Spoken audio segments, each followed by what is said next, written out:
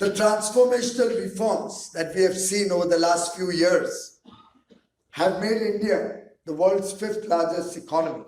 We're very confident we'll be the 3rd largest economy. Truly, as we drove into this place, I felt I was back home. I mean, we had Nallis, we had a Kalanikethan.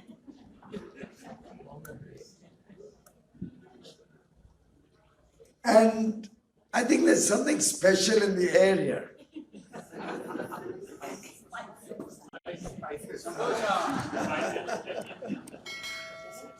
And of course, I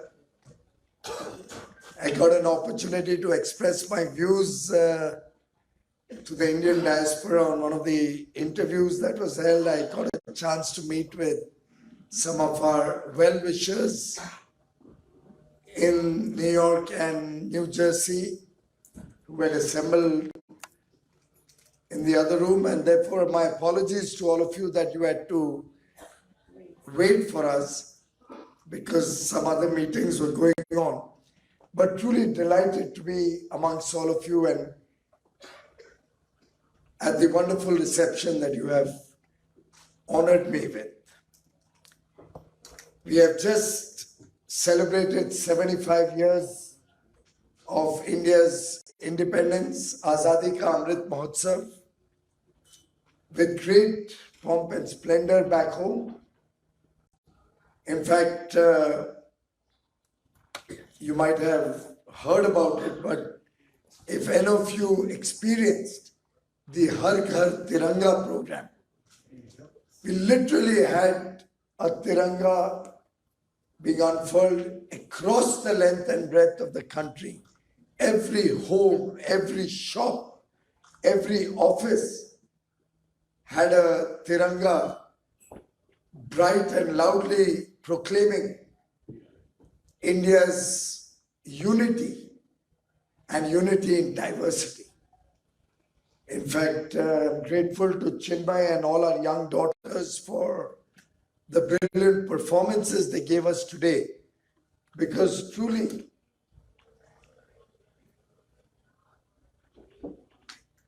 it's very heartening to see India's culture being and our traditions being kept alive by all of you. And I'd like to thank you for, in some sense, instigating Indian value systems in the youth, the Indians who are born here, who are living here, who are largely exposed to the American way of life, American lifestyle, that little bit of Indian tradition, value systems, family culture, I think will hold them in good stead as they grow up to be good citizens of the United States of America, but at the same time also have a little bit of India in their hearts, a little bit of our own country, our own rich heritage as they grow up to be worthy Indians, proud Indians, but serve whichever country they choose to live and work in. In fact, the Pravasi Bharatiya Divas is one such occasion which the then Prime Minister Atal Bihari Vajpayee ji had started to celebrate all of you and your achievements. And I'm really delighted to be in New Jersey on this very, very auspicious occasion, celebrating with all of you, being a part of your celebrations, celebrating Mahatma Gandhi's arrival back in India after nearly 20 years as a Pravasi Bharatiya in South Africa, way back in 1915. And truly, your contribution as NRIs, as persons of Indian origin, as overseas Indians, is well recognized and appreciated by 1.4 billion Indians back home who look up to you as the ambassadors of India, as the people who hold the Indian flag high in whichever country you live and work in, wherever you are serving, we feel back home that you will be the torch bearers of the India story.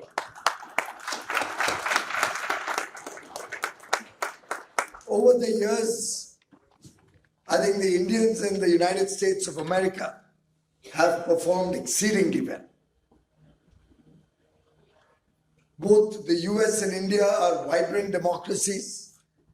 We both have very strong linkages and bonds of friendship, very strong geopolitical ties, huge interests in business, in trade, in economic well-being of both countries. In fact, India is happy that the United States of America is our largest trading partner. And as Prime Minister Modi recently said, India is the mother of all democracies. Bharat Loktantra ki janani hai. If we go back into our traditional scriptures, the Rig Vedas, the old texts in India thousands of years ago, we used to have strong democratic traditions. We used to have elections being held in India. आपने सुना होगा कई बार भारत में कहते हैं पंचों की राय ले ली जाए. Let us take the views of the collective community or the leaders of the community. This is something that's come into India thousands of years ago.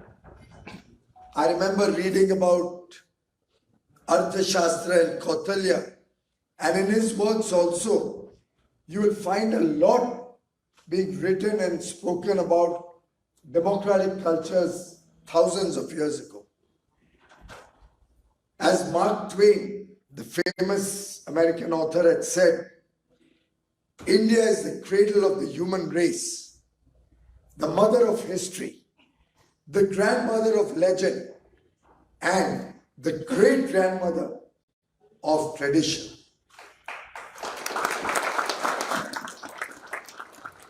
And truly, as we mark the contribution of all of the overseas Indians across the world, we feel proud that Indians have contributed to the rest of the world through our rich traditions and culture and our acumen, our managerial skills, our talent, which is today helping Indians lead large corporations, helping Indians contribute to the economic well-being of almost all parts of the world today. Indians have been blessed with huge amount of wealth of knowledge, and I believe the positive impact that all of you are making to America is well recognized in the reception that we get when we come to America or we go to any country. It's truly because we represent a country of today 1.4 billion Indians that we are recognized and respected. I'll share with you a small personal anecdote. Way back in 2014, when I had first become a minister,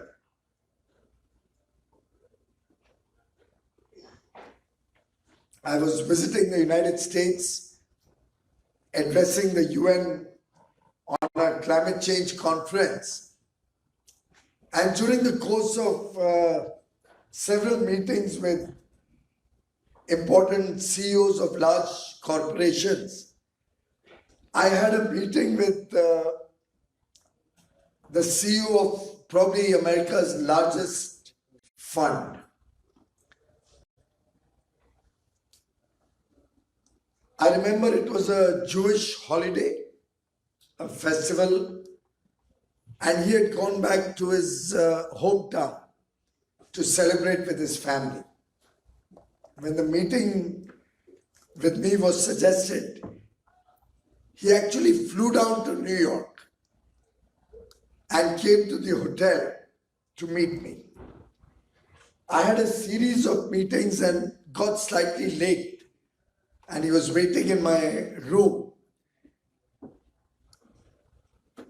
I had a very, very, very good meeting with him, amongst other meetings. And when I reached back home in India, I read the paper, and it seems the previous day, the list of the 100 most influential persons, Forbes or somebody, they all keep coming out with these lists of influential persons. Probably Obama was at the top of the list, number 1 or 2. And this gentleman was 5th or 6th on that list. Now, I felt very embarrassed when I read that list. I said, oh my God, I made him wait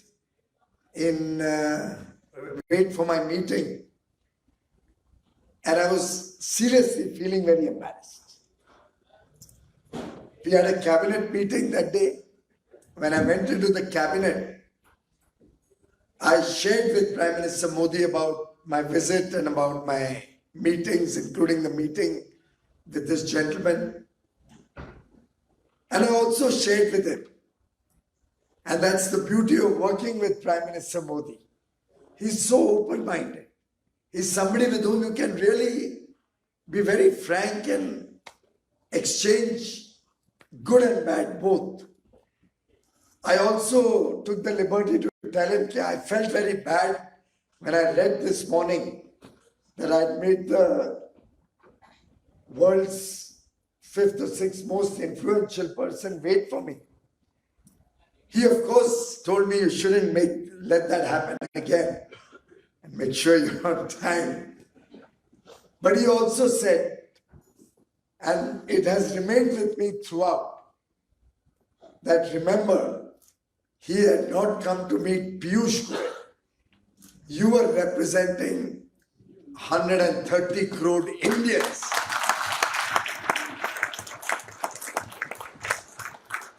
You were a representative of the future of the world. And today, 8.5 years later, I can proudly share with you that the world today looks up to Prime Minister Narendra Modi.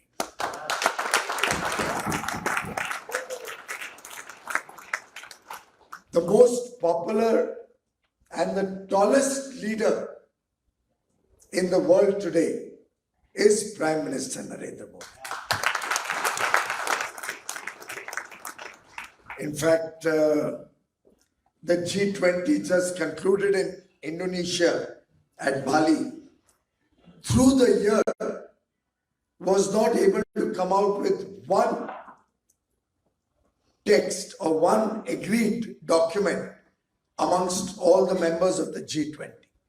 Throughout the year, all our ministerials, not a single ministerial we were able to come out with an agreed document reflecting the shared vision of all the member countries.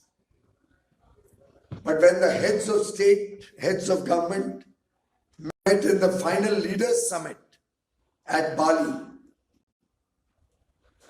it was Prime Minister Modi who offered the right message which brought all the world leaders together on one page. And after a hiatus of a year, all the leaders of the world were able to agree on a collective leaders' declaration.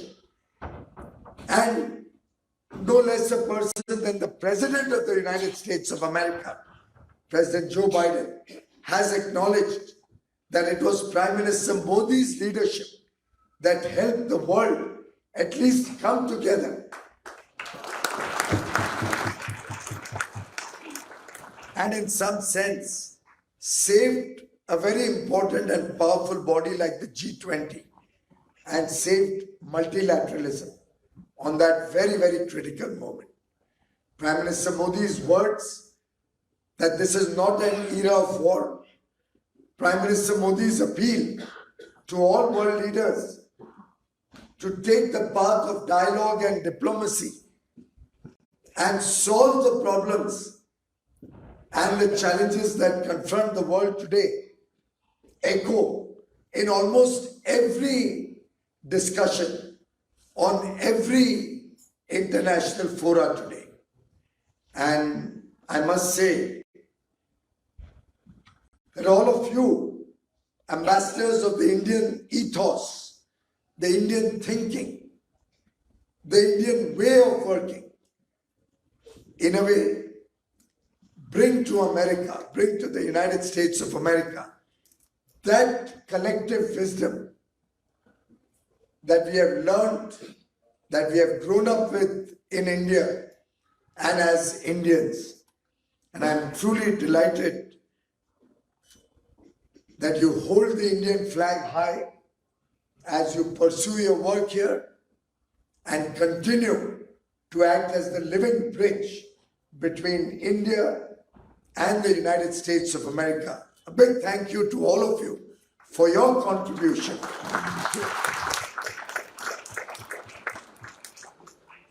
Friends, on the 15th of August, as India celebrated Azadi Ka Amrit Mahotsav, Prime Minister Modi gave a clarion call to all Indians, which he called the Panch Pran, the 5 commitments, that he called upon all Indians to pick up as our mantra for the next 25 years, the Amrit Kal, as we work towards India celebrating 100 years of independence in 2047. And I think, in a manner of speaking, the 5 commitments that he gave on 15th August 2022, Panch Pran, they reflect the collective aspiration of every Indian, whether in India or an Indian living anywhere in the world, who continues to be a well-wisher of India. Prime Minister Modi articulated the aspiration of 1.4 billion Indians when he said that by 2047, we should all work to make India a developed nation, a prosperous nation.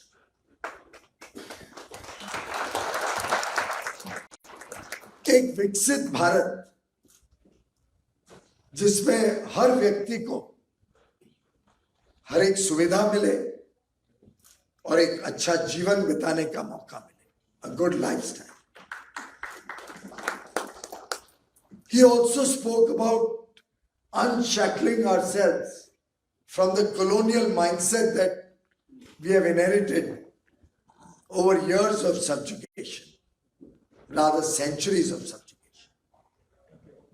He articulated the need to go back to our roots, our rich tradition, our culture, our heritage, our family value systems. What we saw today, our art, our history, going back to our roots. He spoke about the unity and integrity of the country, Bharat ki ekta aur ekjutta.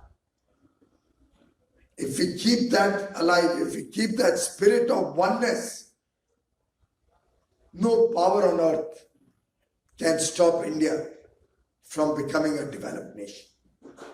And the 5th and the most critical and important pran was the sense of duty, kartavya bhavna. We can do all of this, but when we do it with a sense of duty towards our motherland, the results can be astounding. The results can be truly phenomenal.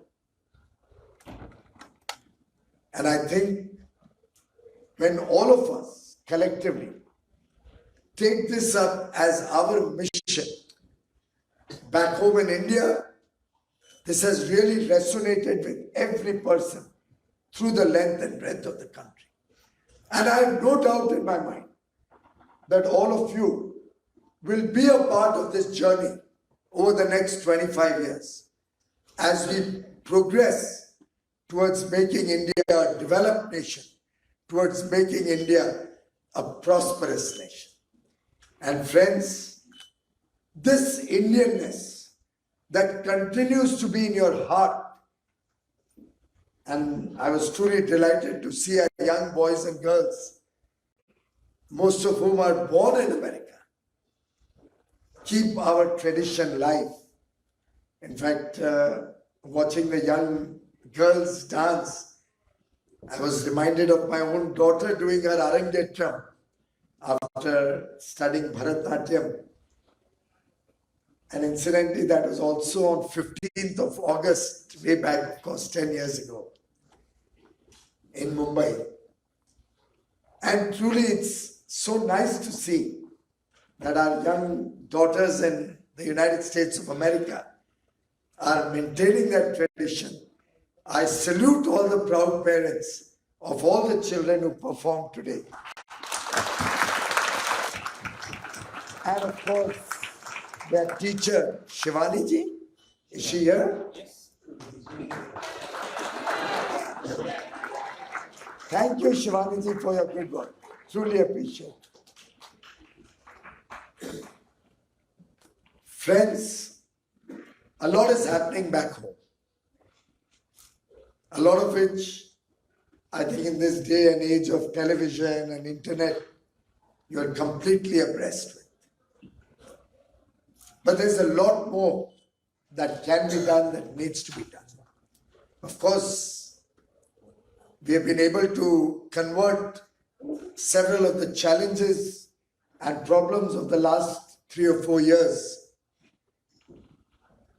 2.5 years at least, since COVID outbreak across the world. We've been able to convert these challenges, these crises, into an opportunity. Every step of the way, we face these challenges with a grit and determination that many other parts of the world could not demonstrate. India quickly ramped up its health infrastructure. Today we have 6 indigenously developed vaccines, including a nasal spray as a vaccine, an mRNA vaccine. We were able to provide vaccines to over 1 billion people. I think the overall vaccines are nearly 2.5 billion that have been provided free of charge. There were times when we actually had to move vaccines by helicopter to remote areas on the top of mountains, even for a few families. But no effort was spared to make sure that every Indian feels safe, every Indian is provided that Raksha Kavach, so that we can keep the casualties down. On the economic front, you must have all observed how quickly India rebounds back after the lockdown and after the stresses that the economy had to face. So much so that last year was a record year in terms of growth in all spheres, including our international engagement. Our exports crossed $670 billion for the very first time in our history, and both in goods and services. We had record exports. Investments, foreign direct investment was at an all-time high. For 7 years in a row, we had historically highest FDI. Last year was nearly $84 billion. And over the last 2.5 years, we continued to provide food grains under the Pradhan Mantri Garib Kalyan Ann Yojana to 800 million lesser privileged Indians. They already were getting food grains under the National Food Security Program. Prime Minister Modi doubled the allocation, and the additional was completely free of charge, so that not a single Indian had to sleep hungry throughout COVID, throughout the 28 months, right up to December 2022. He ensured that no house, no home had to sleep hungry. हर घर का चूल्हा जला. और अगर आप 100 वर्ष पहले की बात करें, when the Spanish flu hit the world, during the Spanish flu it is said, and these are reports that we've read, that more people died of starvation in India than of the Spanish flu itself. I can proudly say today that not a single Indian was hungry, had to face starvation through COVID.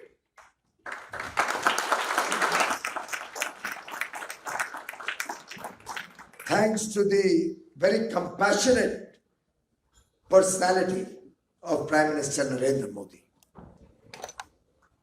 All of you, the second largest immigrant group in the US, with your work right from the Silicon Valley to the East Coast, whether it's the influence that you have on American businesses or your contribution to the White House, you have clearly demonstrated tremendous capacity. The work that you're doing in the field of healthcare in the United States, the work that you're doing in the field of hospitality, journalism, science, technology, business management, engineering, in every field, the Indian diaspora has had a remarkable coming-of-age story.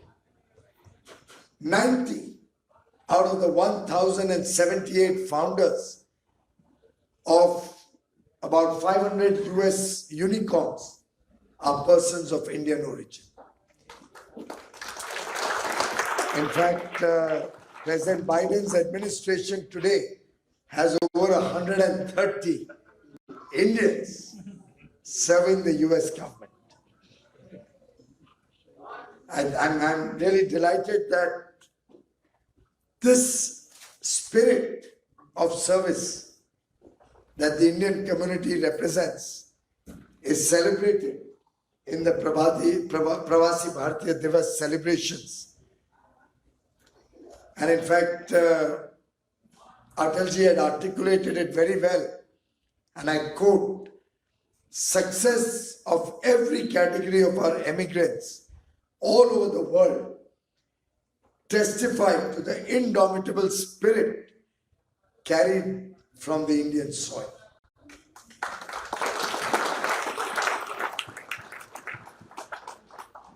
Some of you may have had your forefathers come from India. Many of you have come in your generation in search of a better life. This country has given you a lot, and I'm sure each one of you have given back to the United States of America manyfold. Today, India is that land of opportunity. Today, India beckons your contribution to make India a great superpower. As we work towards making India a developed nation, I'm sure many of you also will be contributing to making India back to the old glory that we had a few hundred years ago. It is reported that there was a time where India was one of the largest contributors to the global economy. I think it's time we got that glory back in our nation. And I have no doubt in my mind Some of you as technocrats, some of you as investors, some of you as innovators and researchers, in different ways, will give back to your motherland also. As the Prime Minister, Shri Narendra Modi ji had said, mere incremental progress is not enough. Today, a metamorphosis is needed back home. The transformational reforms that we have seen over the last few years have made India the world's 5th largest economy. 4 or 5 years from now, we're very confident we'll be the 3rd largest economy.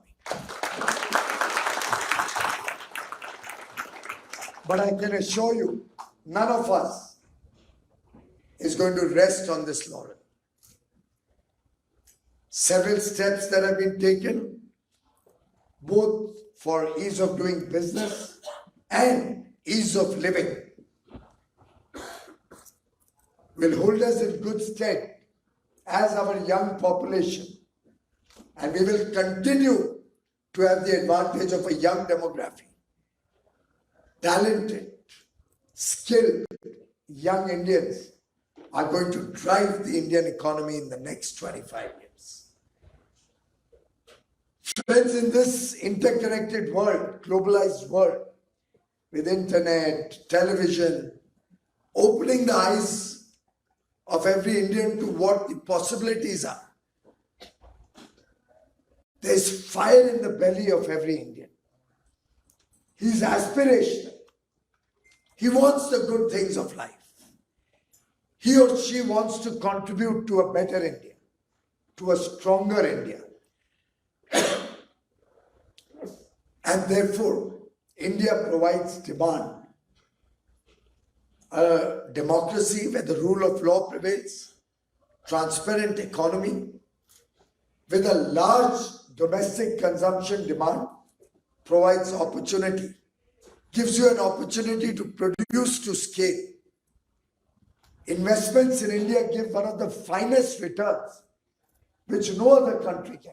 A recent study showed that if you look at a 20-year horizon, more Indian companies on the Indian stock exchange have given a 20% plus compounded return to investors than anywhere else in the world. Nearly 1 out of 4 companies on the Indian top 500 Indian companies in the stock exchange in India have demonstrated a 20-year uninterrupted CAGR of 20% returns to their investors. And when you compare that even to a country like the United States of America, against nearly 23% Indian companies giving 20% CAGR returns, the United States stock market, the top 500 companies, had only 7% companies giving a 20% CAGR. Japan was even lower at about probably 2 or 3%. And China, incidentally, was less than 1%. So there's a lot of misconceptions out there. And I would urge all of you to take this message to the world and to the Americans and American corporations and to the sphere of influence that each one of you has, that India is the place to be. India can be your trusted partner in your supply chains, in your investment portfolio, in your business. And as we take up the G20 presidency this year, we are demonstrating to the world our abilities and our contributions as we see them in the next 25 years. In this Azadi Ka Amrit Mahotsav, not only are we reflecting on our achievements, our glory, but focusing on ideas for this Amrit Kal. And I'm sure each one of you will contribute to those ideas, to those efforts, to those ambitions that we bring and participate in the big India opportunity, because you stand to gain a lot. Both you, your families, your businesses have a huge opportunity. And towards that end, I'd like to conclude with 3 or 4 calls to action for all of my friends who have taken the time to be with us here today. 1, can we strengthen brand India? Can we bring high quality to everything that we do, both in India and internationally? Can each Indian decide that you will have your weddings maybe back home in India?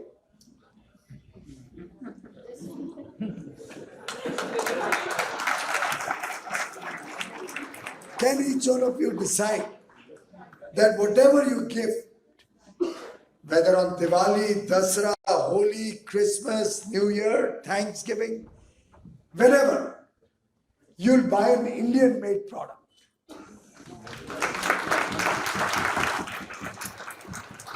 Maybe a handicraft, maybe a handloom, gift a khadi product, why not? Tea, coffee from back home, from the Araiku Valley, tea from Darjeeling. Indian grocery.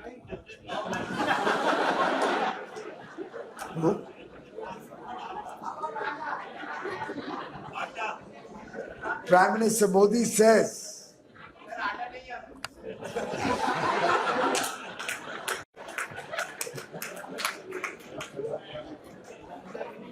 अच्छा, कभी कभी कोई चीजें जब नहीं आती है तब उसकी खुशबू और उसकी याद ज्यादा आती है.